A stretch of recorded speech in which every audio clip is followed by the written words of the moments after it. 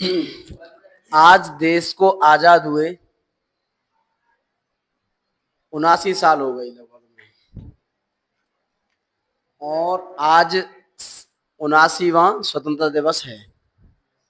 इस दिन भारत को अंग्रेज छोड़कर चले गए थे और हमें स्वतंत्रता दे दी गई थी, पर हमें यह बता दिया गया था कि आप अपना संविधान निर्माण कर लो।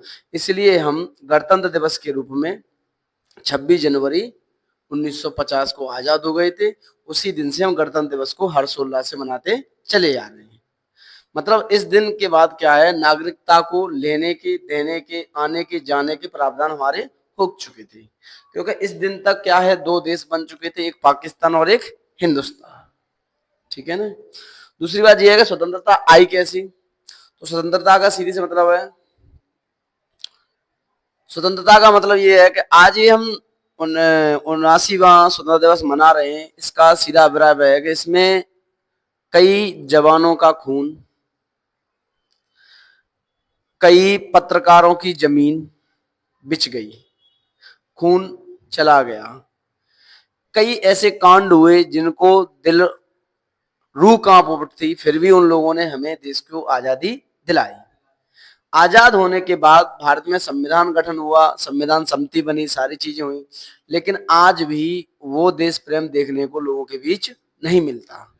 लोग तिरंगा तो हाथ में ले लेते हैं, लेकिन तिरंगे का मतलब नहीं समझते। सीधी सी बात यह है कि अगर हम स्वतंत्र भारत में रह रहे हैं तो हमें प्रत्येक नागरिक के प्रति सम्मान, निष्ठा और कर्तव्य समान रखना चाहिए। जैसे कि ये गर्विता ऋषि कोचिंग सेंटर है, ये हर व्यक्ति के प्रति सम्मान, निष्ठा, कर्तव्य समान रखता है। ये तो हम तुच्छ सी चीजें हैं, लोगों ने जान दे दी देश को आजाद करने के लिए, ये बहुत बड़ी बात थी। सही बात तो ये है। तो आज कोचिंग का रखने का अभिप्राय यही है कि आज हम वैसे कहते हैं कि मिठाई इसलिए खाई जाती है कि मन भी उस दिन मीठा हो गया था कि कम से कम आजाद तो हो चुके, अंग्रेजों के चंगुल से तो हम छूट चुके थे। देश के बहुत हिस्से 15 अगस्त 1947 को आजाद हो चुके थे, लेकिन कुछ हिस्से फिर भी रह गए थे, जैसे गोवा, ये बाद में आजाद हुआ। क्योंकि पूरे भारत में न केवल अंग्रेजों का राज था, पुर्तगाली, फ्रांसीसी, डच, इन शक्तियां भी भारत में हावी थी, पर आतंक सबसे ज्यादा इन्हीं का था। इसी प्रकार से जिस प्रकार से हम कोचिंग में आज बैठे हैं, मैं सभी छात्रों से यही निवेदन करूंगा, चाहे ऑफलाइन वाले चाहे ऑनलाइन वाले, कि आप भविष्य में जब सक्षम हो जाओ तो आप कर्तव्य, निष्ठा और प्रत्येक नागरिक का सम्मान सर्वोपरि रखें।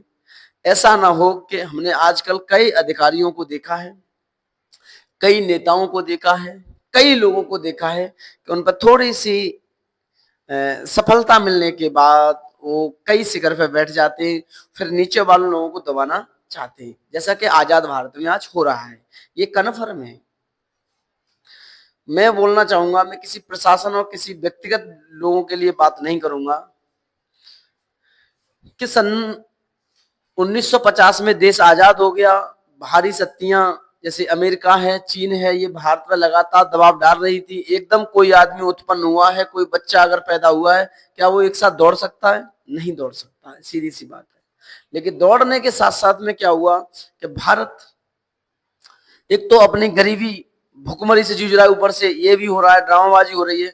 तो सबसे पहले हमारी कुछ पंचवर्षीय योजना आई, उनमें सबसे महत्वपूर्ण पंचवर्षीय योजना ये थी कि किसानों को प्रोत्साहन दिया जाए। लगभग में 1965 के करीब में एक योजना आई, कृषि योजना के तहत, कि भारत में गेहूं कम है, गेहूं को ज्यादा उगाया जिससे पेटों लोगों का पेट भर सके। उस समय पे व्रत भी तैयार किए गए थे, आज वो व्रत लगातार चल रहे हैं, अच्छी बात है। लेकिन किसानों के हित में जो सरकार उस समय पे काम कर रही थी, 18% जीडीपी में कृषि योगदान दे रही थी, आज भी कृषि की लानत है। इस बात को लोग झंडा फहराने जाते हैं, लेकिन झंडे के नीचे खड़े के ये नहीं कहते कि मैं कसम खाता हूं भारत माता की कि मैं किसानों के प्रति सेवा, सम्मान भाव रखूंगा। अगर किसानों के प्रति जिला पंचायत, पंचायत समिति, ब्लॉक प्रमुख, ग्राम पंचायत के लोग, प्रधान या विधायक या एमपी अगर सहानुभूति रखते, तो ये खादी का कट्टा ब्लैक में नहीं बिक रहा होता। अब तक कृषि का अभी भी विकास लगातार अच्छे तरीके से हो चुका है, लेकिन अभी भी मिट्टी की जांच नहीं हुई है। आज भी एक सर्व शिक्षा अभियान आया सन 2005 में कि घर घर शिक्षा का अभियान देंगे, निःशुल्क शिक्षा प्रदान करेंगे, लेकिन आज का दिन ऐसा है कि 18% एजुकेशन पर टैक्स है। इसके बारे में आज तक कोई नेता आपको बोलते हुए नहीं मिलेगा। मैं खुल्लम खुल्ला चैलेंज करता हूं कि पूंजीपति देश, धनी देश, वहां शिक्षा पर ना के बराबर टैक्स है या तो है ही नहीं, लेकिन एक भारत जैसा विकासशील देश, यहाँ पर लंबी लंबी बातें तो छोड़ी जाती हैं, लंबे लंबे नेताओं के कुर्ते भी पहने जाते हैं, लंबी लंबी गाड़ियों में लोग चलते हैं, लेकिन गरीब को जो शिक्षा का अधिकार मिलता है, आज तक उस शिक्षा को कम करने का प्रयास कोई भी नहीं कर रहा है। 18% जीएसटी देने के बाद क्या गरीब का बच्चा पढ़ पाएगा? नहीं पढ़ पाएगा। 18% जीएसटी देने के बाद जब वो नहीं पढ़ पाएगा, उसके पास किताबें नहीं होंगी, तो वो ऊंचे अधिकारी लाइन में नहीं बैठ पाएगा।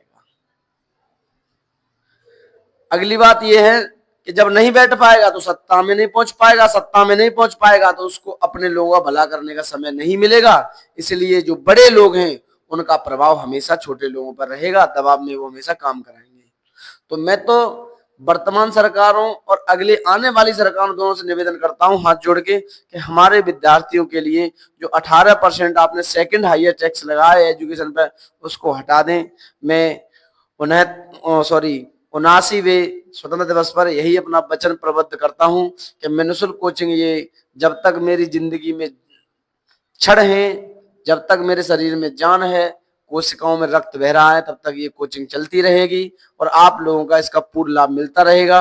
मैं एज ए जिला पंचायत प्रत्याशी वार्ड नंबर 3, जनता ने अगर मुझे मौका दिया तो मैं इस कोचिंग को एक बड़ा रूप दूंगा और वो रूप होगा राज्य स्तरीय परीक्षाएं, पीसीएस तक की परीक्षाएं, यूपी पुलिस तक की परीक्षा, यूपी एसआई तक की, यूपी रेलवे, सीजीएल तक की परीक्षाएं मर्थरा जो हमारा कस्बा है वहां पर निःशुल्क प्रदान की जाएंगी।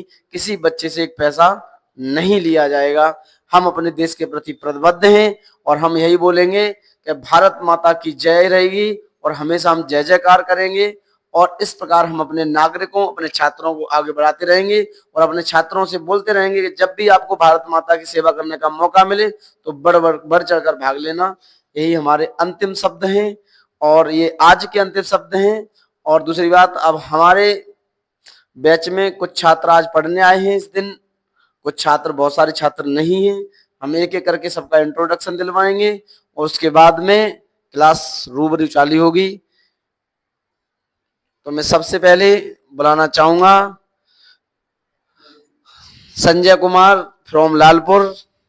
इस कोचिंग के बारे में आप क्या चाहते हैं और 79वें स्वतंत्रता दिवस पर आप चाहते क्या हैं, आगे तक कहां तक जाना चाहते हैं, क्या आपके देश के प्रति प्रतिबद्ध हैं, क्या आपके वचन हैं?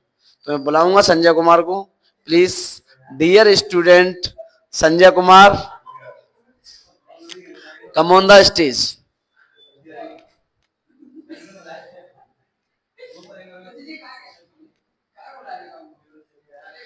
आज स्वतंत्रता दिवस है और आज के दिन सबका इंट्रोडक्शन भी हो जाएगा। हम भी सोच भी रहे थे मैं किसी दिन बच्चों की भी वीडियो डालेंगे। तो ये बच्चे तुम सब सौभाग्यशाली हो कि आज आपका नंबर आ रहा है, क्योंकि हर दिन तो मैं ही रहता हूँ, कभी तुमको भी मौका मिले आने का, ठीक है ना?